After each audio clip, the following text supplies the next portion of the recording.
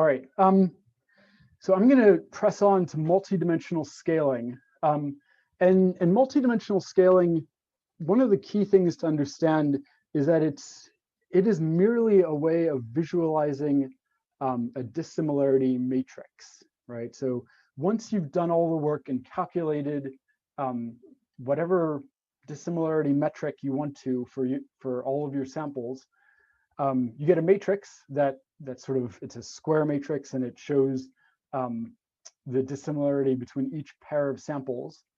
Multidimensional scaling simply takes that matrix and represents it in Cartesian space. It provides basically no other information.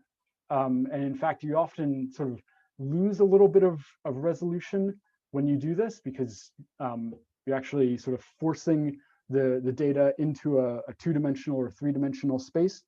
But what it does is it allows us to sort of visually see that dissimilarity matrix in Cartesian space, and hopefully be able to pick out relationships based on that visual representation of a table, essentially. So it converts dissimilarity to distance. So we're talking about sort of the converting that matrix, a tabular matrix, into sort of Cartesian space. And it does this by iterative rearrangement of the samples in Cartesian space, where in this case, P of I and J is just the dissimilarity between samples I and J. D hat is the distance between samples I and J in Cartesian space. And it's a transformation, so the F of P. And that D hat is referred to as disparity, or approximated distance, to distinguish it from the final plotted distance. And that the final plotted distance we're going to refer to as D of I and J. So D hat is the disparity, D is the final distance in our plot. And so what we're trying to do is minimize the difference between our disparity, right, that calculated distance between I and J based on this function, and D, which is the final sort of how our plot does in representing that. There are a couple ways to do this. There's non-metric, i.e. qualitative or ordinal, and then there's metric MDS. And we'll talk a little bit about each of those in turn.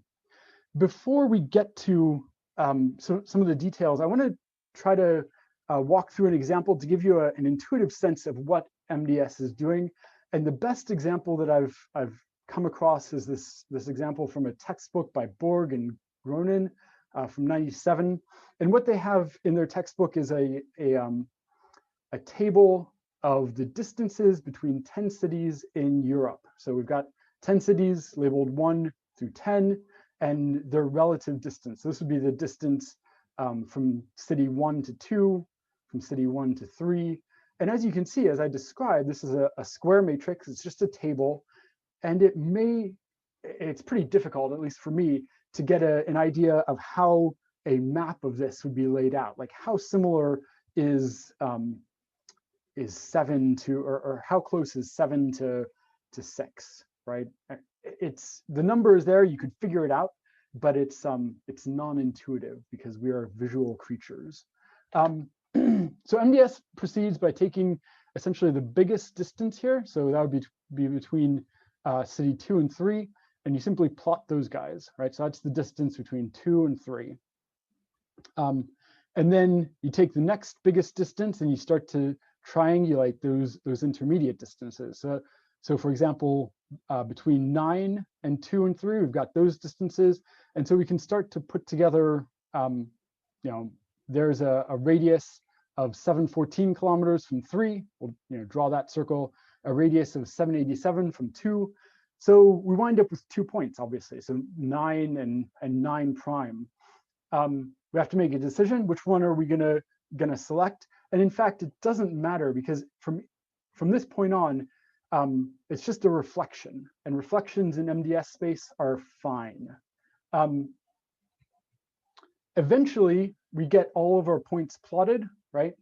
And they're constrained by multiple pairs. So for example, 9 here is constrained, its location is constrained by its relationship to every other point on the map, right? And so there's very few, it's actually, you can tie it down pretty directly because it's got all of these interrelationships, right? So that's just for 9. And the same thing goes for each of these other points. You know, if I drew all of the interconnections here, there'd just be a massive scribble. You wouldn't be able to see anything. Because they're so interconnected, because it's representing all of the data in this table, which is a lot of data in a Cartesian space. And again, we can rotate this, we can reflect it, we can scale it, because MDS units are not real units, essentially. So this is what we wound up with. You know, this is sort of, we took our our default result. So 2 is up there, 3 is down there, 9 and 10, and that's what we've got here. So 2, 3, 9, and 10. We can, we've now labeled those with our city names. We can reflect that. That's fine. Remember, we could have chosen 9 prime instead of 9, and it turns out that 9 prime was probably the one to choose. We can rotate that, right? So now we've got our, you know, in this case, we've put the ordinal directions on here. We can rotate those ordinal directions to north. Again, all good. And then that matches essentially a map of Europe pretty accurately. So rotate, reflect, scale, it's all good. Just, you know, you can't move one of these plots or one of these points relative to the other ones. And you can't sort of arbitrarily scale part of the image relative to the rest of it, because then you're breaking those relationships in distance. So that's metric MDS. That's sort of how the metric MDS proceeds. Non-metric MDS basically assumes that the degree of separation is not as important as the relative ranking. So we're going to take those same distances that we had, and the smallest distance has a rank of 1. So we're just ordering them from smallest to largest, right? From the closest distance to the furthest distance. So 1, 2, 3, 4, etc. And then we proceed, you know, on the same basis as metric MDS, but it narrows down zones of occupation. So we know that this sample is closer than another sample, but further than a third sample. And so we wind up with this zone of occupation. So again, if we're looking at one sample, we know that another sample up here must be closer than a third sample, but must be further than, you know, that sample. And so that sample must fall somewhere in that zone relative to that guy. And again, because this matrix is so data rich, even using sort of these zones of occupation, it narrows it down to a pretty reasonable reproduction of that European map, as you'll see on the next slide here. So comparison of metric and non-metric MDS, they're usually really similar. So in this case, the metric MDS are the solid points, the non-metric MDS are the open points, and you can see they fall basically right on top of one another. And again, this is straight out of that textbook from 97. All right, so basics of MDS. Any questions before I go on? There's a question in the chat. So if you choose, say, going back to your 9 prime versus 9 slide, if you choose 9 prime, then do you choose the prime for all of the others, so X prime for all of the other triangulations? Yeah, so that decision would have cascading effects, because then everything, you know, all of these other ones that are relative to 9, you know, you would have to relate them to that point rather than that point. So that decision would have, again, cascading effects in how your map would look. But again, it would simply be the difference between these two guys, right? It would be that reflection. And so it doesn't really matter.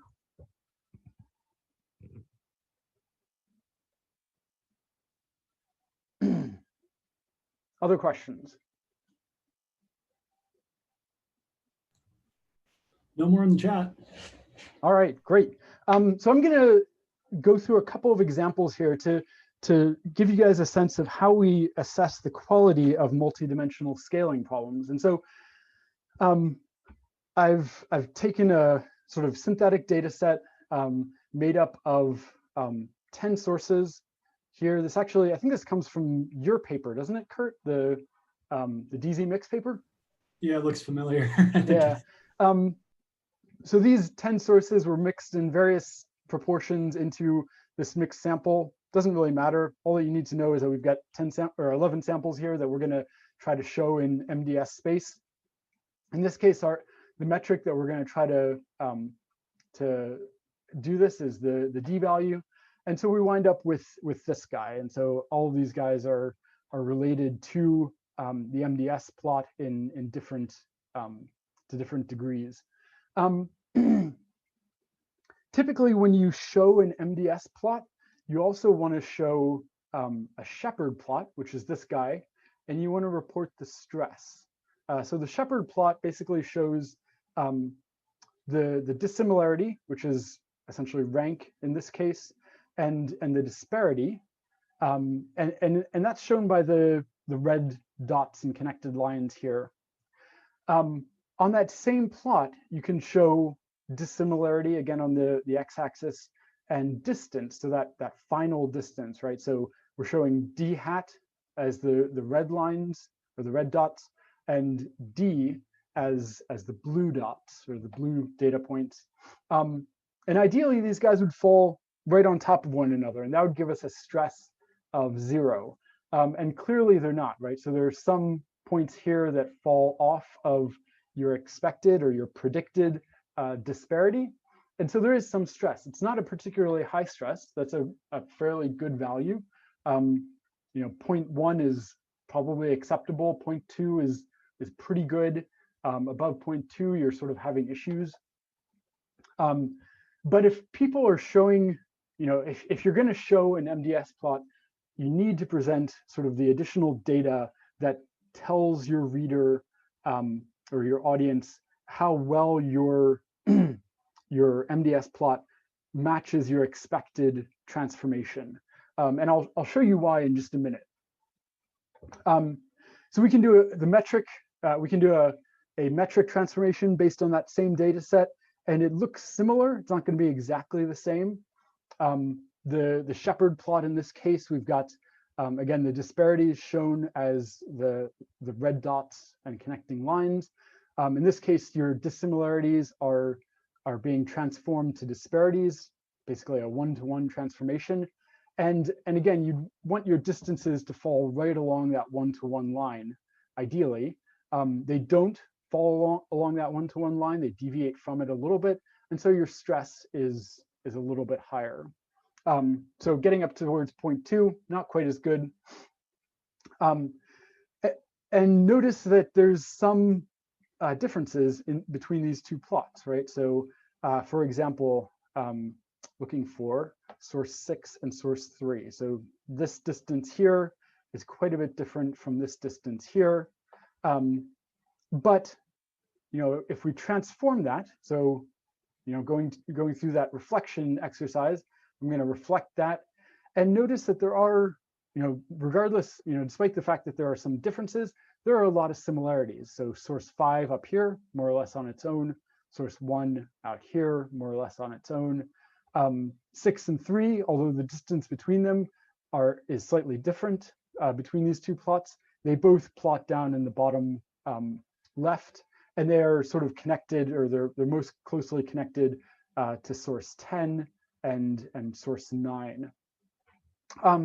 So maybe not as good an example or overlap as that example from the textbook, but there's definitely some similarities between this non-metric MDS and the metric MDS, again, based on that KSD value for this data set.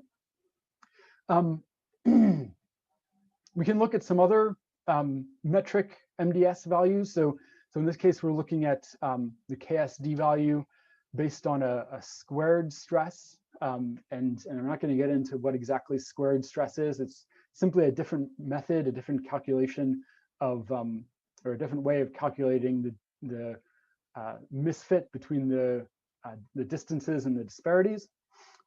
There's our shepherd plot for this guy, stress of 0.17, 0.18.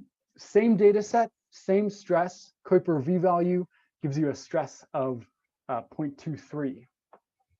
And again, notice that there's some similarities here and some differences. Where you start to wind up, or where you get into problems, is over here, right? So in this case, we've got a cross correlation. Again, same metric, same data set. Our stress is 0.41, and the MDS plot looks quite a bit different. But imagine if I only showed this MDS plot down here and didn't provide any of this additional context. I might be able to convince you that this is a perfectly fine representation of the dissimilarity relationships between these samples, because I haven't fully reported the quality assessment of that data. So be aware of sort of how you're reporting your data, how other people are reporting the data, and whether or not that the correlation metrics and the MDS plots are providing a good representation of the dissimilarities between your samples. This would be an example where you might have calculated that dissimilarity matrix based on the cross correlation coefficient, and then you have that data, but then you're trying to represent it in Cartesian space, and you're actually losing information. So this is a sort of losing information proposition. You're doing a bad job of representing that dissimilarity matrix in Cartesian space. And so this actually obfuscates. It doesn't provide clarity on the relationship between these samples. It actually loses clarity, right? You're sort of obfuscating the relationship between those samples because your transformation is poor. All right, so that's the end of the show here. And I want to, again, ask if there are questions, but pretty quickly we're going to transition to working through some of these examples. So I think I went a little bit long there. You did get two good questions in the chat. The first from Mark: does having a small group of samples with very different distributions have an effect on the total stress? And then from Isaac: do you use the goodness of fit rule of thumb for stress that Vermeesh proposed in 2000? Yeah, it's a good question. Yeah, both good questions. So yes, the stress is a function of the number of samples that you're going to have. And so again, in addition to the stress, and in addition to just reporting that stress value, I think it's useful to report to show these shepherd plots because of that, right? So you can have very few samples which will correlate to a low stress value, despite the fact that your distances and disparities might be pretty bad. They might not match very well. So yes, the number of samples is going to affect the stress. In terms of the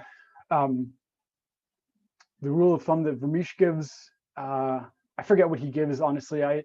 What I quoted as a stress of 0.1 being good and 0.2 being acceptable is something that I learned from a statistics textbook, I don't know when, ages ago. So Joel, I pulled it up. It actually comes from the seminal work of the Kruskal method, where a lot of this derives from. So Vermeesh is quoting that, and he basically lands where you land. Poor would be like a 0.2, fair would be 0.1, good would be 0.05, excellent 0.025, and obviously perfect is 0. It's his table. I don't know if I've ever gotten stresses that low, particularly with large data sets. So yeah, I guess I do fundamentally agree with that sort of rule of thumb.